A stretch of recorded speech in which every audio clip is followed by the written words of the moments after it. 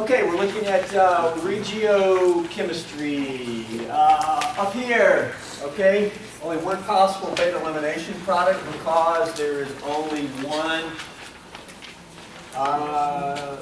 type of beta hydrogen. I mean, there's two there on that carbon, but they're identical. So basically, you got HA. Down here, we have an H here, beta hydrogen there, and a beta hydrogen here. HA and HB, and so we can put double bond in between these two carbons or these two carbons. So that leaves you at least two products, but then we understand that if the double bond is over here, that this compound has a stereoisomer, and so the double bond can be in the same position, but the configuration is different. So we end up with three theoretical products from an elimination reaction. And the question is, well, which product are we going to get? If this is an E1, if the mechanism is E1, that would depend on the reagents that we use.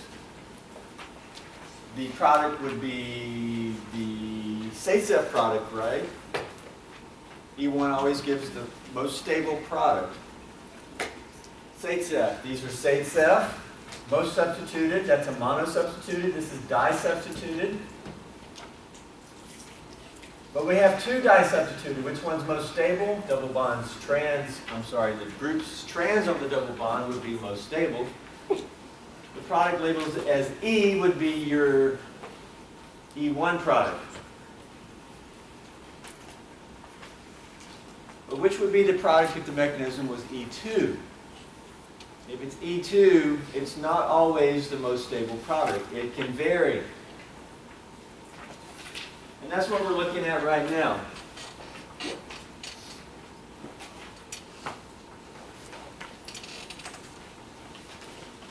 And we will see that it depends on the base and the sterics of the base.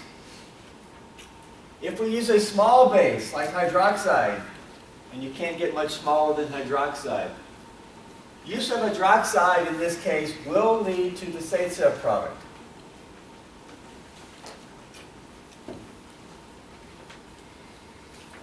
We have two H's here. We have HA, and we'll call that A. But we also have, well, I'm showing them right here. We also have HB, two different beta hydrogens. We can put the double bond in between the carbon and carbon here, or here.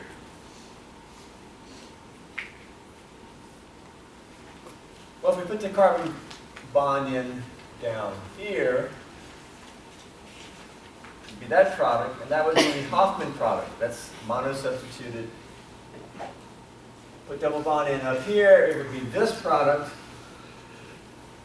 and that's trisubstituted, so it's the most stable. It's the Zaitsev product.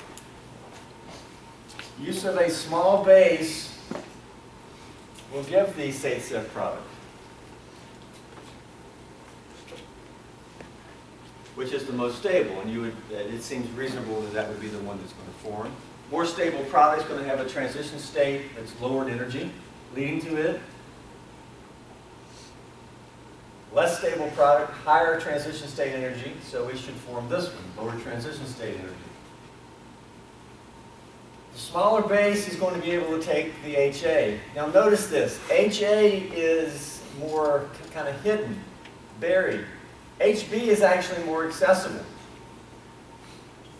HA is between these two methyl groups. And so it's more sterically congested. But that's okay because we have a small base. On the other hand, if we use a bulky base, like terbutoxide, these wings on it, it makes it bulkily, sterically hindered.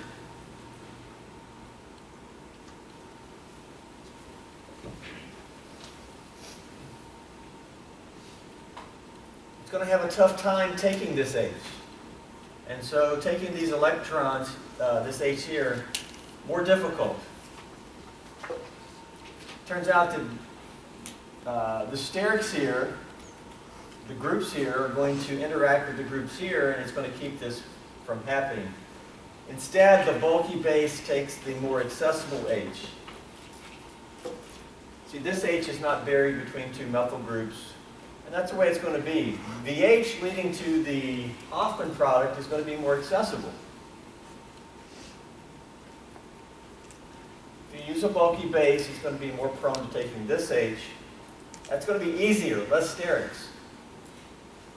Since it's easier, it's faster, and we get this product. That's called the kinetic product. It's not the most stable, so it's not the thermodynamic product. It's called the kinetic product because it's formed fastest. It's formed fastest because it's easier for the base to take this H. So, one case where you might get the Hofmann product is if you use a sterically hindered base.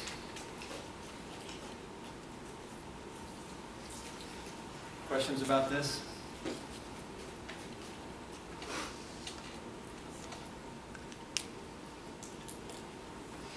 I can think of multiple questions that might be asked here, like oddities, or does this really make sense? Any questions about this, though?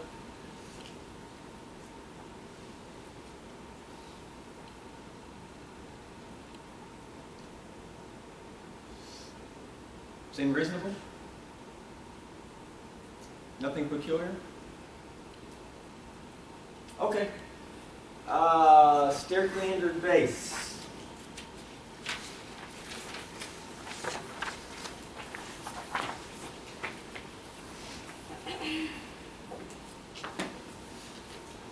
Number 2. Another reason we may get the Hofmann product when we're doing an E2.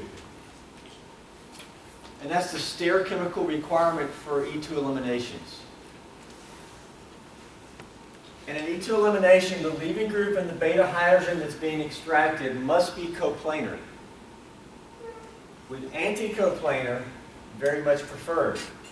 And anticoplanar is often called antiperiplanar. Those terms are the same thing.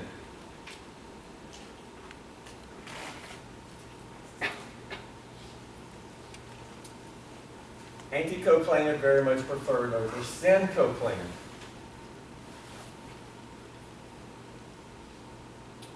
If the leaving group in beta hydrogen cannot become antiperiplanar, then the beta elimination will be very difficult.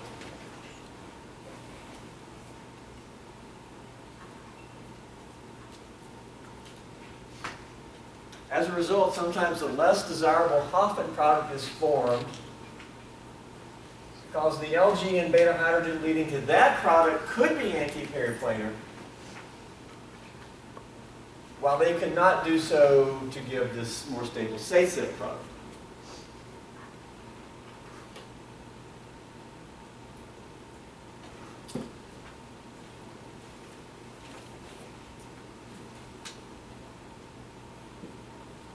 Okay, let's make sure we know what anticoplanar and or syncoplanar means.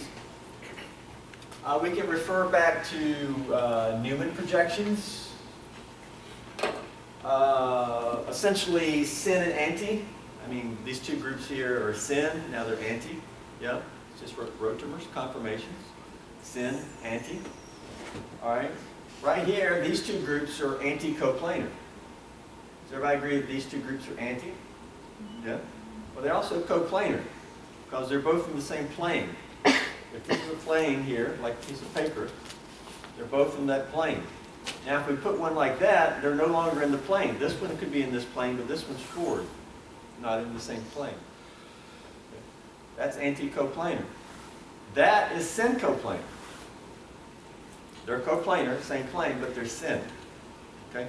So this just goes back to conformations and rotamers, rotations. All right? So this H and Br anticoplanar right there is drawn. Okay? The Br is up, the H is down. All right?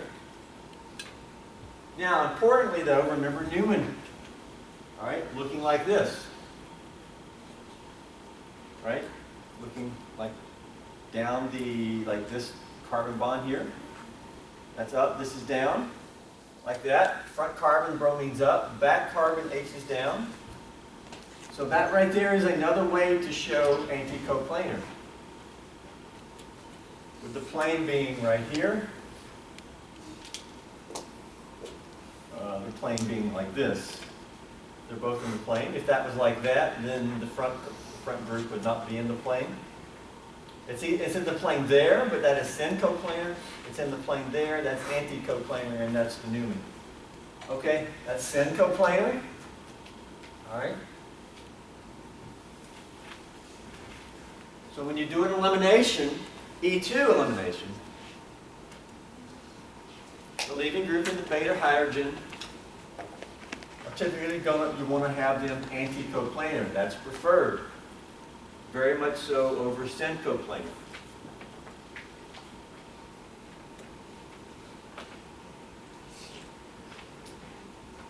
Okay, what about rings? We will be looking at rings.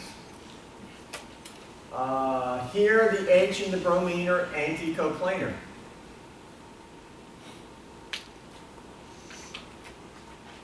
Anti is the same synonymous with trans in most cases.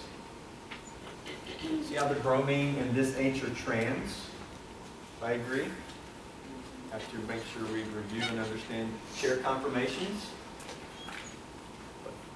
Okay? They are trans, which is the same thing as anti in this case, but they're also coplanar.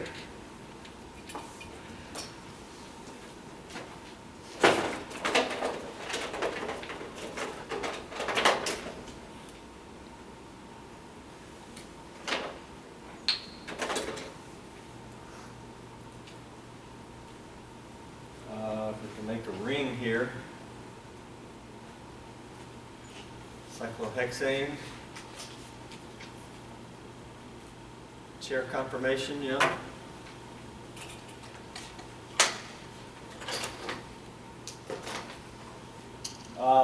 Let's see here, chair, you know.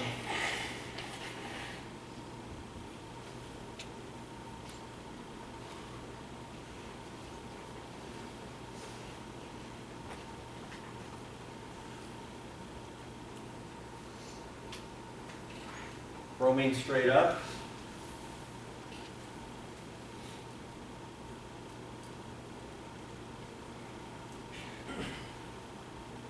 Supposed to be like that as drawn.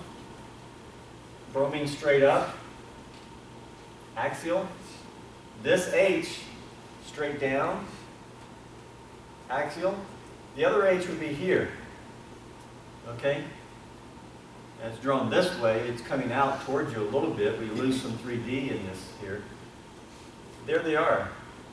They're trans or anti, but they're also coplanar. We can see that by looking at the model here and look at it right through there. You see the plane? Okay. Those are just like this. Can y'all see that? The blue and the green, blue, green, but they're in the same plane there, okay? Again, you may not be able to see it here, but they are. Here's a take-home for this. For these two groups to be anticoplanar, the leaving group must be axial. To be coplanar to a beta hydrogen. If the leaving group is equatorial, in this case the bromine, none of the adjacent H's are going to be anticoplanar. If I do a ring flip here, and it doesn't matter how I hold this, if we say the blue is bromine and it's equatorial, look at the adjacent H's. I'll get rid of this here. Look at the two over here, if there's two. Okay? Look at them there. Are they coplanar with the bromine? No, it had to be either straight up or straight down. Which bond over here is coplanar with the bromine? The carbon-carbon bond going straight down, yes. Well, what about the other side? It's the same thing. The two H's are not coplanar, okay? But if we do a ring flip and make the bromine axial,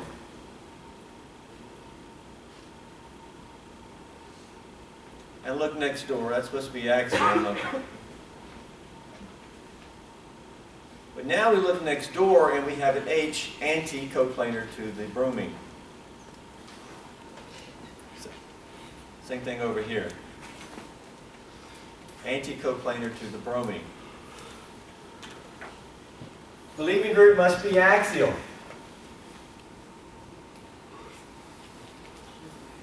Now actually look at it. This is just ring flip. Which of these two conformations is preferred? Left or right?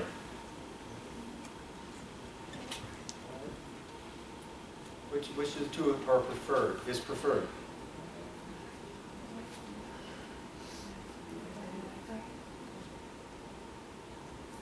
That should be as easy as apple pie, guys. Which one's preferred? I can't hear you. It's the right. The one on the right. Bromine is a big group. Bromine equatorial. Okay, preferred conformation. Yes, that's preferred conformation. But in this conformation, it cannot eliminate by an E2 mechanism. It can only eliminate in that conformation. Because it can only eliminate when the bromine is axial, because only when it's axial is a neighboring H going to be anti-coplanar, or any coplanar for that matter. So it has to eliminate from the non-preferred conformation. Right? Okay, so that's a little intro there.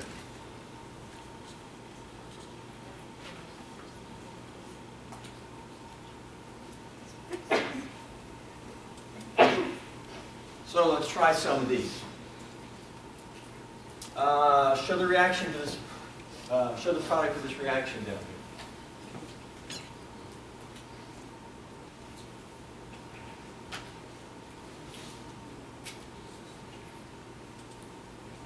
Okay, more and more as we move ahead, we're going to start mixing substitution and elimination. Okay, and have to decide which are we doing, substitution or elimination? Well, what's the answer here? Is this a substitution or elimination? How do you know it's elimination? How do we know it's elimination?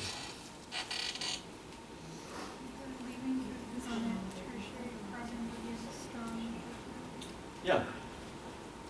Leaving groups on tertiary carbon will have a strong nucleophile. It's going to be bimolecular. It ain't going to be SN2. So mechanism here is what? E2? Yes? Okay. How many theoretical products are possible for beta elimination here?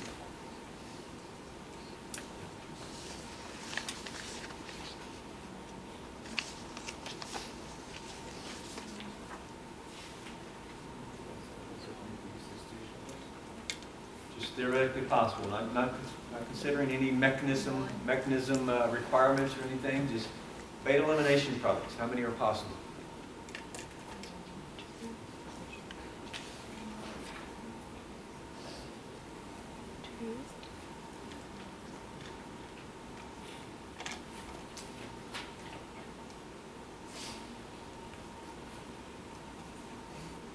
Anybody? One. Two. No, more than one. Two. Three? Three? Yes? Three. How many beta hydrogens are present? That is different beta hydrogens. How many unique beta hydrogens are present?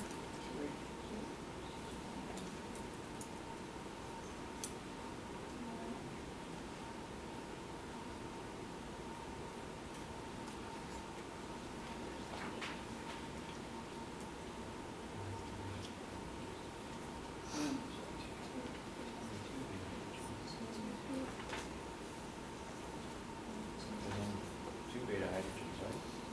2? 2? 2? Yeah, there's 2. There's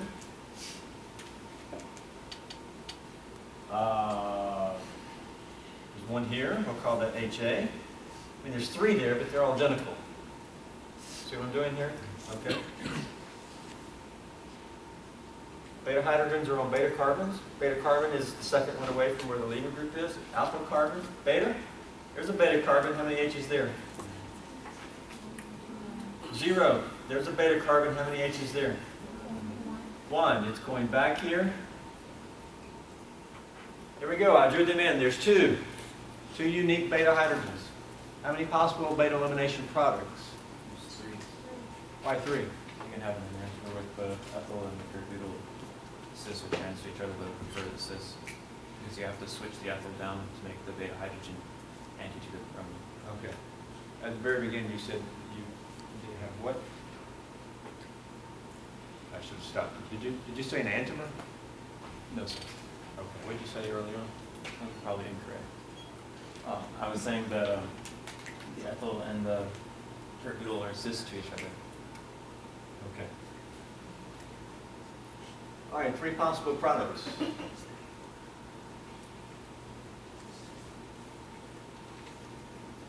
Can you draw the 3 possible products?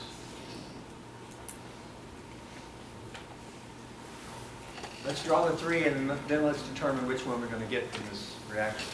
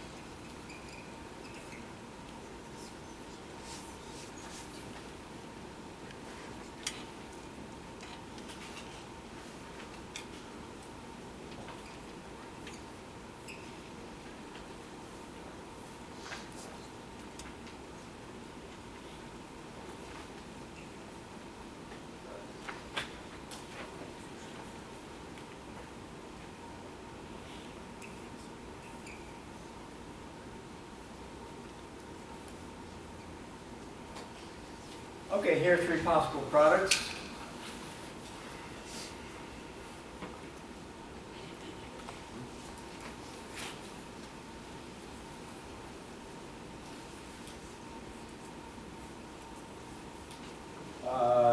This is the H that would be removed or eliminated to give these products.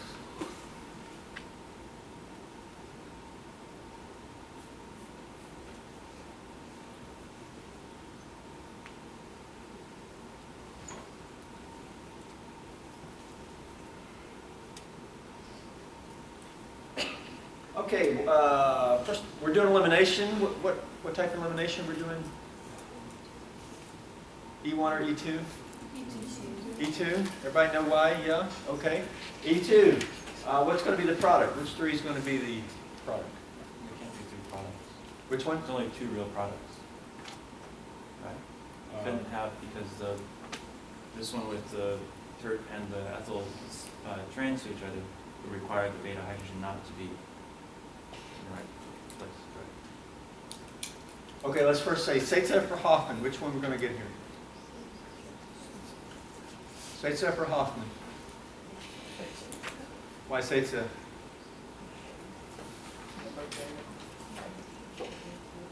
Zaitsev is always preferred except when?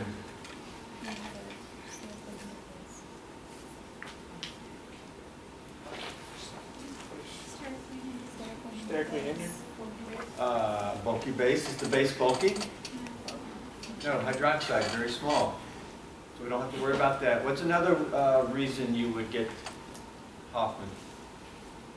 What was number 2? Leaving group and beta hydrogen must be anticoplanar. So that's highly preferred. Okay? So let's get rid of this. All right? It ain't going to be that product because that's the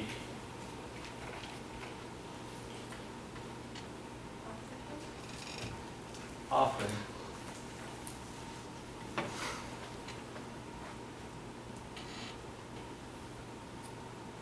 All right. Is the H in the bromine anticoplanar right now?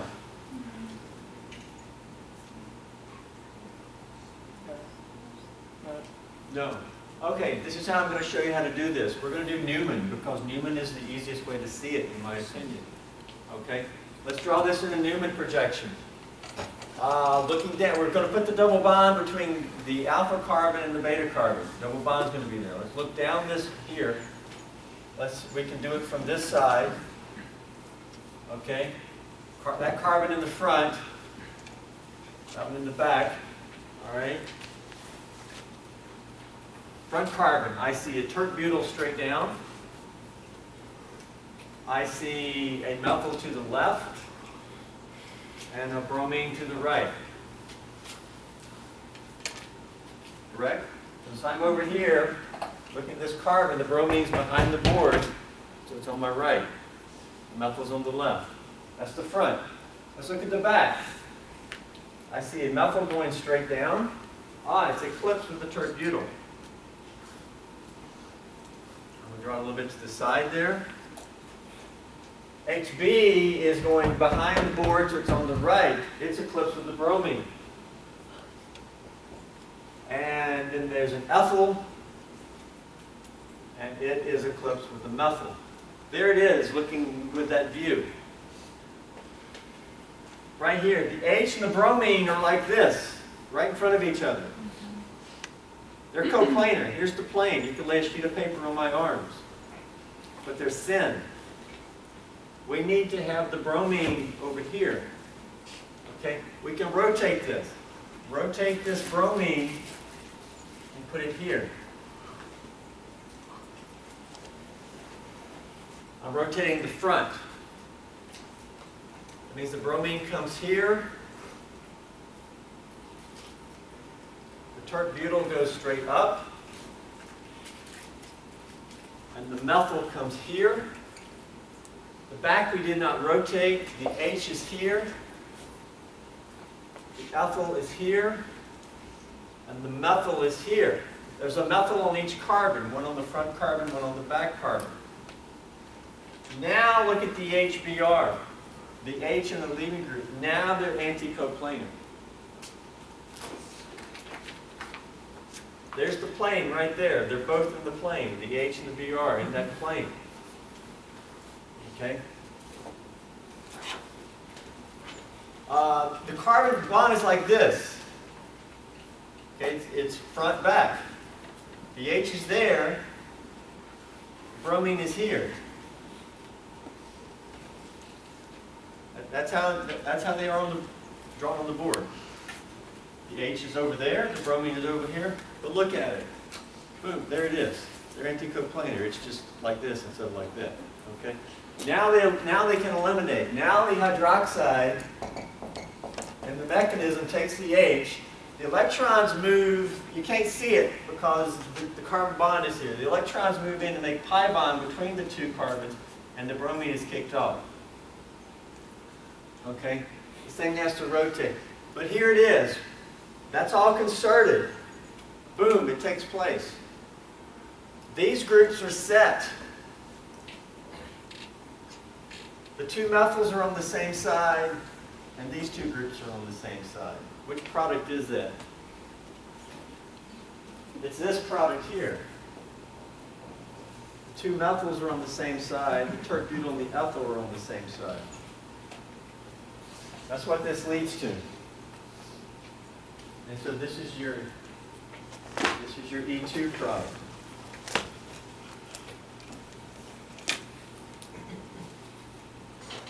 Is it the most stable of the three?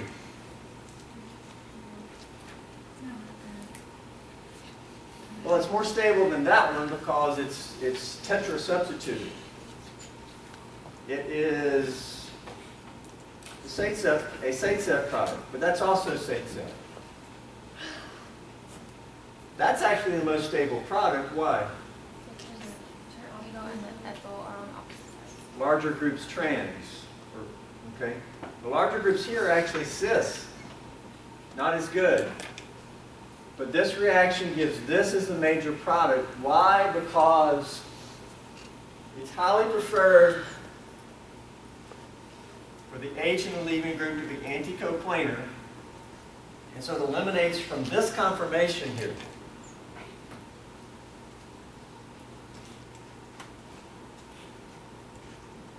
Actually, this conformation is not a preferred conformation. You have these two large groups gouged to each other.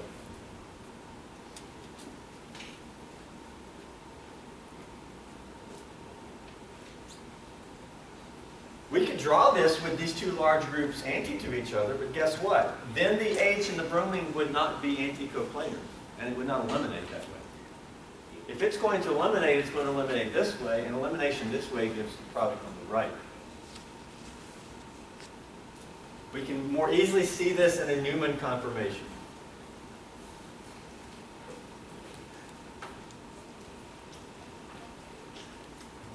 Okay, there's a couple for you to work. One below. The next one's a ring. Let's jump down to that one. Questions?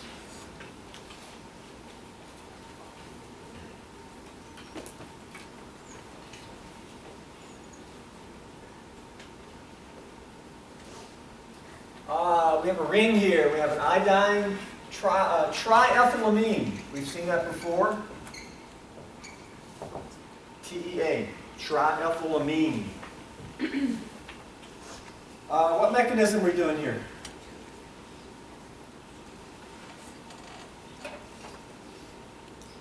We got a carbon with a leaving group, tetrahedral carbon with a leaving group. What type of reactions or reagent do we have?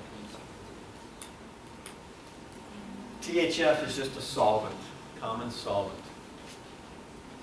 Need to be able to recognize solvents.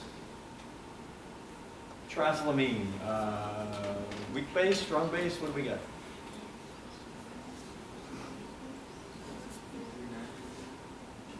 What are strong bases? Anions and sp3 nitrogens? What do we have here? sp3 nitrogen. Strong base? Okay. Now, it's not super strong, but it's classified as strong. It's one of the weaker of the strong. Okay. Strong base. So what mechanism are we doing here?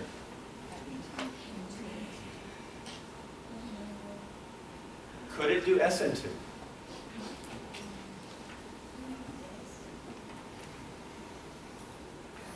Could this be SN2?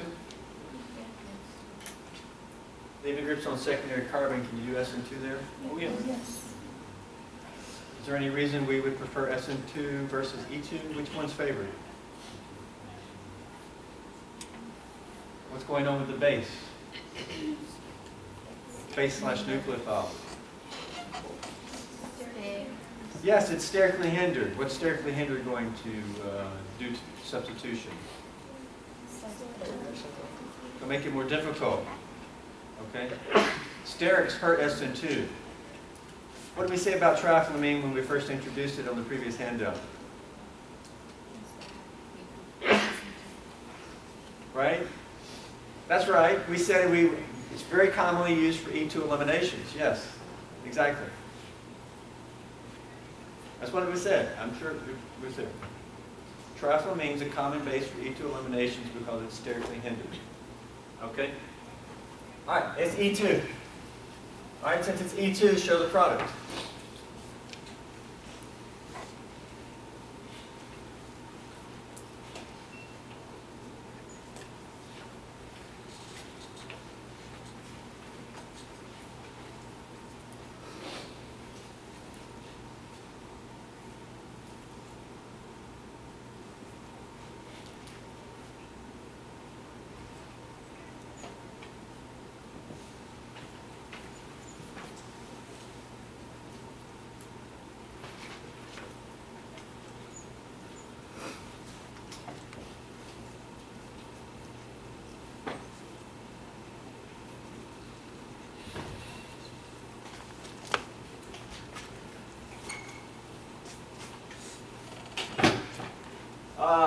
There's your product. We'll finish up with this here. We actually get the Hoffman product.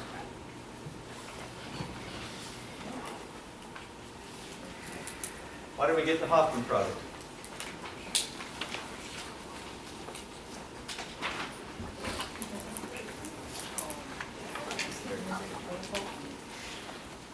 Okay, guys, have a good break.